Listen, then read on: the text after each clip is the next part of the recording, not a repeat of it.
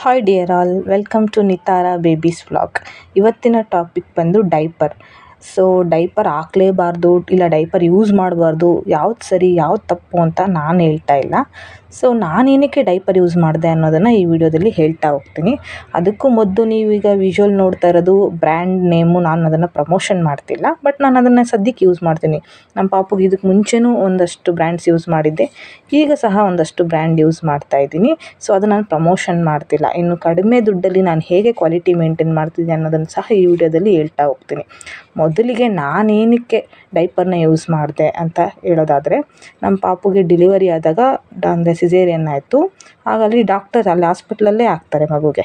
So ಅಲ್ಲಿ ಒಂದು 3-4 ದಿನ ಇದ್ದಾಗ ಅಲ್ಲಿ ಬಟ್ಟೆ ಎಲ್ಲ ತೊಗೊಂಡು ಹೋಗೋದು, ವಾಶ್ ಮಾಡೋದು. ಸೊ ಡೈಪರೇ ನರ್ಸೇ ಸ್ನಾನ ಮಾಡಿಸ್ತಿದ್ದಿಂದ ಅವರು ಡೈಪರೇ ಹಾಕ್ತಿದ್ರು. So no issue. ಅದಾದಮೇಲೆ ಮನೆಗೆ ಬಂದಮೇಲೂ ಆ ಡೈಪರ್ ಒಂದು ಪ್ಯಾಕೇಜ್ ಇತ್ತು 56 ಏನೋ. ಸೊ ಅದನ್ನು ಯೂಸ್ ಮಾಡೋಣ, ಅದಾದಮೇಲೆ ಬಟ್ಟೆ ಯೂಸ್ ಮಾಡೋಣ ಅಂದ್ಕೊಂಡ್ವಿ. ಬಟ್ ಅದಾದಮೇಲೆ ನನಗೇನು ಸಮಸ್ಯೆ ಆಗಲಿಲ್ಲ. ಫಸ್ಟ್ ಥಿಂಗ್, ಪಾಪುಗೆ ಏನೂ ಪ್ರಾಬ್ಲಮ್ ಆಗಲಿಲ್ಲ. ಡೈಪರ್ ಅವಳಿಗೆ ತುಂಬ ಚೆನ್ನಾಗಿ ಸೂಟ್ ಆಯಿತು. ಆ್ಯಂಡ್ ಸೆಕೆಂಡ್ ಥಿಂಗ್, ನಾನು ಏನಕ್ಕೆ ಯೂಸ್ ಮಾಡ್ತಿದ್ದೆ ಅಂದರೆ, ಬಟ್ಟೆ ನಾವು ಇಡೀ ದಿನ ಬಟ್ಟೆ ಯೂಸ್ ಮಾಡಿದ್ರೆ ಅದನ್ನು ವಾಶ್ ಮಾಡಬೇಕು, ಅಥವಾ ನೈಟ್ದೆಲ್ಲ ಸೇರಿ ಬೆಳಗ್ಗೆ ವಾಶ್ ಮಾಡಬೇಕು. ಡೈಲಿ ವೇರ್ಸ್ ನಾವೇನು ಹಾಕ್ತೀವಿ ಅದನ್ನು ಬೇಕಾದರೆ ವೀಕ್ಲಿ ವಾಶ್ ಮಾಡ್ಕೋಬೋದು. ಆದರೆ ಆ ಯೂರಿನ್ ಬಟ್ಟೆಗಳನ್ನ ಮಾತ್ರ ನಾವು ಪಾಪುದೇನಿರುತ್ತೆ ಅದನ್ನು ಹೈಜೀನ್ ಮೇಂಟೈನ್ ಮಾಡೋಕ್ಕೆ ಆಗಾಗಲೇ ವಾಶ್ ಮಾಡಬೇಕು. ಸೊ ಇನಿಷಿಯಲ್ ಡೇಸಲ್ಲಿ ನನಗೆ ಸಿಸೇರಿಯನ್ ಆಗಿರೋದ್ರಿಂದ ನಮ್ಮಮ್ಮ ನಮ್ಮನ್ನು ನೋಡ್ಕೋತಾ ಇದ್ದರು. ಅವ್ರಿಗೊಂದು ಸ್ವಲ್ಪ ಹೆಲ್ತ್ ಇಶ್ಯೂ ಇರೋದ್ರಿಂದ ಪ್ರತಿದಿನ ಎಲ್ಲ ವಾಶ್ ಮಾಡಿಕೊಂಡು ಅಡುಗೆ ಮಾಡ್ಕೊಂಡು ನಮ್ಮನ್ನು ನೋಡ್ಕೊಂಡು ಅವ್ರ ಹೆಲ್ತ್ ಅಪ್ಸೆಟ್ ಆಗಿಬಿಟ್ರೆ ಕಷ್ಟ ಆಗುತ್ತೆ, ಮತ್ತು ಅವ್ರಿಗೆ ಬರ್ಡನ್ ಆಗೋದು ಬೇಡ ಅಂತ ಇನಿಷಿಯಲ್ ಡೇಸ್. ಮತ್ತು ಪಾಪುದು ಸ್ಕಿನ್ನು ತುಂಬ ಇದ್ರಾಗಿರುತ್ತೆ, ಮಗು ಕಾಲು ಇನ್ನೂ ಸಣ್ಣ ಇರುತ್ತೆ, ನಮಗಿನ್ನೂ ಹ್ಯಾಂಡಲ್ ಮಾಡೋಕ್ಕೆ ಇನ್ನೂ ಸ್ವಲ್ಪ ಅಭ್ಯಾಸ ಆಗಿರೋದಿಲ್ಲ. ಆ ಟೈಮಲ್ಲಿ ಮಗುನ ಎಳೆದಾಡೋದು, ಮತ್ತು ತೇವ ರೀಸನಿಂದ ಮಗು ಎದ್ದೇಳೋದು ಬೇಡ, ಚೆನ್ನಾಗಿ ನಿದ್ದೆ ಮಾಡಲಿ. ಅವರು ಇನಿಷಿಯಲ್ ಡೇಸಲ್ಲಿ ಮೋಸ್ಟ್ ಆಫ್ ಟೈಮ್ ಅಲ್ಲಿಗೆ ಇರ್ತಾರೆ. ಸೊ ಆ ರೀಸನಿಂದ ಹತ್ಕೊಂಡು ತೇವ ಆಗಿರೋದ್ರಿಂದ ಎದ್ದೇಳಬಾರ್ದು. ಡೈಪರ್ ಒಂಚೂರು ಇದಾಗುತ್ತೆ, ಚೆನ್ನಾಗಿ ನಿದ್ದೆ ಮಾಡ್ತಾಳೆ ಅನ್ನೋದರಿಂದ. ನಾನು ಡೈಪರ್ ವಿಷಯದಲ್ಲಿ ನನಗೆ ತುಂಬ ದೊಡ್ಡ ರೀಸನ್, ನನಗೆ ಒಂದು ಒಳ್ಳೆ ಟಿಪ್ ಅಂತಂದರೆ ಸೈಜ್ ತುಂಬ ಚೆನ್ನಾಗಿರಬೇಕು. ಯೂಶ್ವಲಿ ನಾವು ಲಾರ್ಜ್ ಅಮೌಂಟಲ್ಲಿ ತೊಗೊಳ್ಳೋದ್ರಿಂದ ಬೇಗ ಟೈಟ್ ಆಗಿಬಿಡುತ್ತೆ. ಆಗ ಸೈಡ್ಸಲ್ಲಿ ಇದೆಲ್ಲ ಅದನ್ನು ಸ್ಪ್ಲಿಟ್ ಮಾಡ್ಕೋಬೋದು, ಇನ್ನೊಂದು ಸ್ವಲ್ಪ ಎಕ್ಸ್ಟ್ರಾ ಸ್ಪೇಸ್ ಸಿಗುತ್ತೆ. ಮತ್ತು ಮಧ್ಯದಲ್ಲಿ ಮೇಲೆಗಡೆ ಕೂಡ ಕಟ್ ಮಾಡ್ಬೋದು, ಆವಾಗೂ ನಿಮಗೆ ಒಂದು ಸೈಜ್ ಇದಾಗುತ್ತೆ. ಅಂದರೆ ಪಾಪು ಸೊಂಟದ ಸೈಜ್ಗೆ ನೀವು ದೊಡ್ಡ ಸೈಜ್ ದೊಡ್ಡ ಸೈಜ್ ತೊಗೊಂಡ್ರೂ ಸಹ ಅವರು ಕೆಳಗಡೆ ಯೂರಿನ್ನ ಹೋಲ್ಡ್ ಮಾಡೋಕ್ಕೆ ದೊಡ್ಡದು ಕೊಡ್ತಾರೆ ಹೊರತು ಸೊಂಟ ದೊಡ್ಡ ಸೈಜ್ ಕೊಡೋದಿಲ್ಲ. ಅದು ಎಲ್ಲ ಬ್ರ್ಯಾಂಡಲ್ಲೂ ಅದೇ ಸಮಸ್ಯೆ. ಮತ್ತು ನೀವು ಡೈಪರ್ ಮೇಲ್ಗಡೆ ಇಷ್ಟು kg ಇಂದ ಇಷ್ಟು kg ಮಗು ಇದ್ದರೆ L size, M size, S size ಅಂತಾರೆ. ಅದು ನಿಜ ನಮ್ಮ ಪಾಪುಗೆ ವರ್ಕೌಟ್ ಆಗಲಿಲ್ಲ. ಯಾಕಂದರೆ ನಮ್ಮ ಮಗು ಒಂದು ಅಂದಾಜು 8 kg ಇರ್ಬೋದು, ಬಟ್ ನಾನು ಪಾಪುಗೆ ಎಕ್ಸೆಲ್ ಯೂಸ್ ಮಾಡ್ತೀನಿ. ಸೊ ಅದು 12ರಿಂದ 18 kg ಮಕ್ಕಳಿಗೆ, ನಮ್ಮ ಪಾಪು ಅಷ್ಟಿಲ್ಲ. ಸೊ ಹಾಗಾಗಿ ಡೈಪರ್ನ ಯೂಶ್ವಲಿ ಯಾವ ಥರ ಇದು ಮಾಡ್ತಿರೋ ಚೆನ್ನಾಗಿ ನೋಡಿ ಒಂದು ಸೈಜ್ ಎಕ್ಸ್ಟ್ರಾನೇ ತಗೊಳ್ಳಿ, ಆಗ ಯಾವುದೇ ಸಮಸ್ಯೆ ಆಗೋದಿಲ್ಲ. ಸಾಮಾನ್ಯವಾಗಿ ಎಲ್ಲರೂ ಹೇಳೋದು ಡೈಪರೇ ಯೂಸ್ ಮಾಡಬೇಡಿ ಅಂತ. ನಾನು ಅದನ್ನು ಪೂರ್ತಿಯಾಗಿ ನಂಬೋದಿಲ್ಲ. ಯಾಕೆ ಅಂತಂದರೆ ಡೈಪರು ಒಳ್ಳೆಯದು ಕೆಟ್ಟದು ಅನ್ನೋದಕ್ಕಿಂತ ನೀವು ಹೇಗೆ ಯೂಸ್ ಮಾಡ್ತೀನಿ ಅನ್ನೋದ್ರ ಮೇಲೆ ನಿಮ್ಗೆ ವರ್ಕೌಟ್ ಆಗುತ್ತೆ.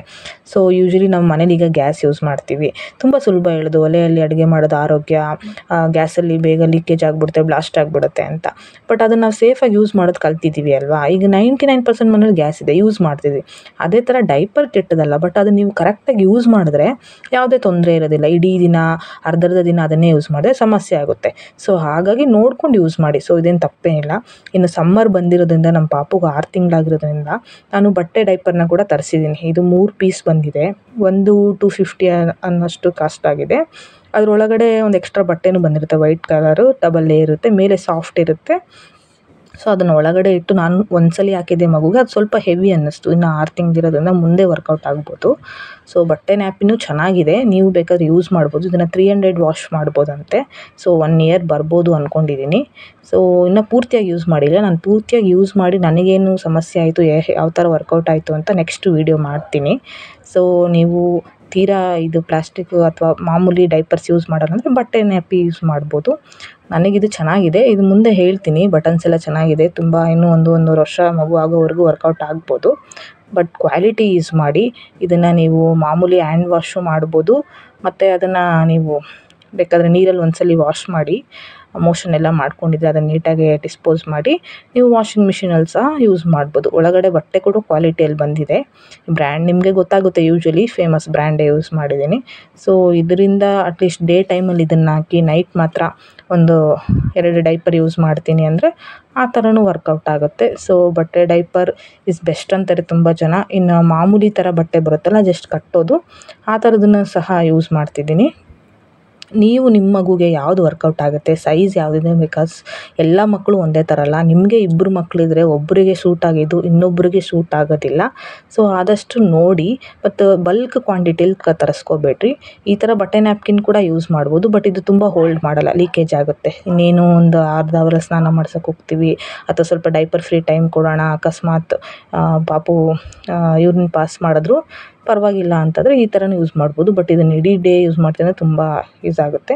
ಇದ್ರ ಜೊತೆಗೆ ಇನ್ನೇನಂದರೆ ಡೈಪರ್ ಜೊತೆ ನಾನು ಯಾವ ವೈಪ್ಸ್ ಯೂಸ್ ಮಾಡ್ತೀನಿ ಅಂತ, ಇನಿಷಿಯಲ್ ಡೇಸಲ್ಲಿ ಹಿಮಾಲಯ ಯೂಸ್ ಮಾಡ್ತಿದ್ದೆ. ಅದು ಸ್ವಲ್ಪ ಕಾಸ್ಟ್ಲಿ ಇದೆ, ಪರ್ ವೈಪ್ ಅದು 2 ರೂಪೀಸ್ ಆ ಥರ ಬೀಳ್ತಾ ಇತ್ತು. ಇದು ಬಂದು ಇದು ಬಂದು ಆಫರ್, ಇದು 3 ಲಾರ್ಜ್ ಪೀಸಸ್ ಒಟ್ಟಿಗೆ ಬರುತ್ತೆ. ಸೊ ಅದರಿಂದ ಆನ್ಲೈನಲ್ಲಿ ತರಿಸೋದ್ರಿಂದ ತುಂಬ ಕಡಿಮೆ ದುಡ್ಡಾಯಿತು. ಮತ್ತು ಇದೂ ಈಸಿ, ನಿಮಗೆ ಪಾಪು ಮೋಷನ್ ಮಾಡ್ಕೊಂಡಾಗ ನೀಟಾಗಿ ಒರೆಸ್ಕೋಬೋದು. ಈಗ ನೀವು ನೀರೆಲ್ಲ ಹಾಕಿ ತೊಳೆಯೋದಕ್ಕೆ ಆಗೋದಿಲ್ಲ ಅಲ್ವಾ, ಪಾಪು ಚಿಕ್ಕದಿರೋದ್ರಿಂದ. ಸೊ ಇದನ್ನು ಯೂಸ್ ಮಾಡೋದು ಕೂಡ ಮಗುಗೆ ನಾಟ್ ಜಸ್ಟ್ ಮೋಷನ್ ಮಾಡಿದಾಗ ಹ್ಯಾಂಡಲ್ ಏನೋ ಮುಟ್ಬಿಟ್ರು ಆ ಥರನೂ ಒರೆಸ್ಕೋಬೋದು, ಕ್ವಾಲಿಟಿ ಚೆನ್ನಾಗಿರುತ್ತೆ. ಅದರ ಆಚೆಗೆ ನಾನು ಪಾಪುಗೆ ಡೈಪರ್ ಚೇಂಜ್ ಮಾಡಬೇಕಾದ್ರೆ ಈ ಶೀಟ್ನ ಯೂಸ್ ಮಾಡ್ತೀನಿ. ಇದು ತುಂಬ ಕ್ವಾಲಿಟಿ ಇದೆ, ಆನ್ಲೈನಲ್ಲಿ ತರಿಸಿದ್ದು ನಾನು. ಏನು ಕೆಳಗಡೆ ಏನೂ ಇದಾಗಲ್ಲ, ಬಟ್ ಒಂದೇ ಜಾಗದಲ್ಲಿ ಮಾಡ್ತೀನಿ ನಾನು. ಪಾಪುನ ಯಾವಾಗೂ ಡೈಪರ್ ಚೇಂಜ್ ಮಾಡಬೇಕಾದ್ರೆ ಒಂದೇ ಜಾಗದಲ್ಲಿ ಆ ಜಾಗಕ್ಕೆ ಬಂದಿದ್ದೆ ಅವ್ಳಿಗೆ ಗೊತ್ತಾಗುತ್ತೆ, ಓಕೆ ಡೈಪರ್ ಚೇಂಜ್ ಮಾಡ್ತಿದ್ದಾರೆ ಅಂತ. ಇನ್ನು ಮೇನ್ ಟಾಪಿಕ್, ನಾನು ದುಡ್ಡು ಹೇಗೆ ಉಳಿಸ್ತಿದ್ದೀನಿ ಅಂದರೆ, ನಾನು ಯೂಶ್ವಲಿ ಆನ್ಲೈನಲ್ಲೇ ಇದನ್ನು ಡೈಪರ್ನ ಬುಕ್ ಮಾಡೋದು.